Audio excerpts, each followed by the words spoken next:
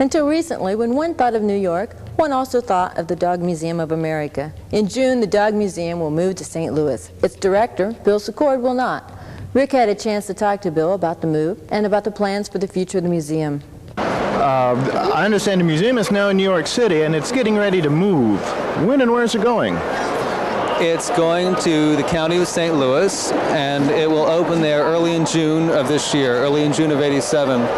We've been looking over the last year or so for a new home because our current location at 51 Madison is just really too small, and it's not in a great location in New York anyway.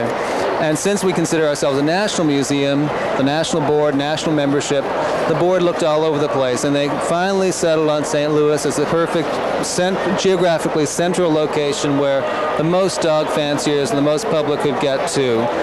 We will open up there in June in the Jarville House, which is a beautiful 1856 Greek Revival house. We will be there for a year or two while our new building is being built. And we actually have our plans back here. This is the outside, and then the floor plans that are already in a preparatory way been planned for the new dog museum. Well, what all, I see the various departments on the ground floor drawing. Can you tell us what all is going to be included there?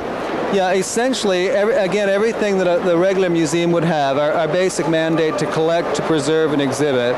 We have storage space for the collections. We have areas for there's a service and storage for our offices, and then gallery and exhibition space, including a very large space for our Hall of Fame.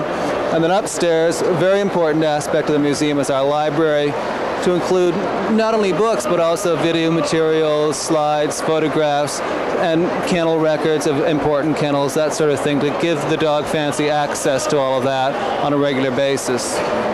What will be in the shell space?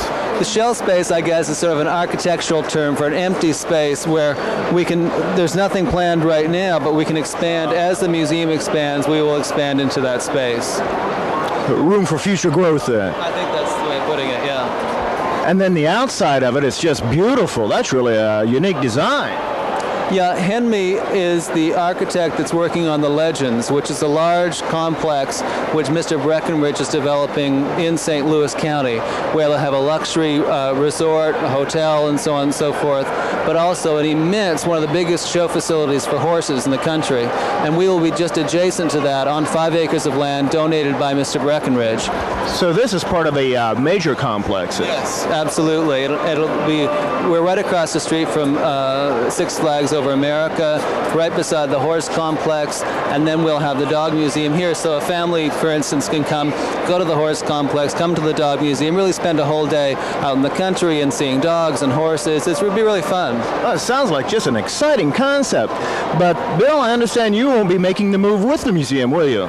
That's right, Rick. I've been with the museum about 5 years, and then when they asked me to go, I had to decide whether to stay in New York or to come and be a part of the new museum. Now I've decided to stay with them until we move to St. Louis, help train the new staff and so forth, get them settled, but then I will stay in my home in New York.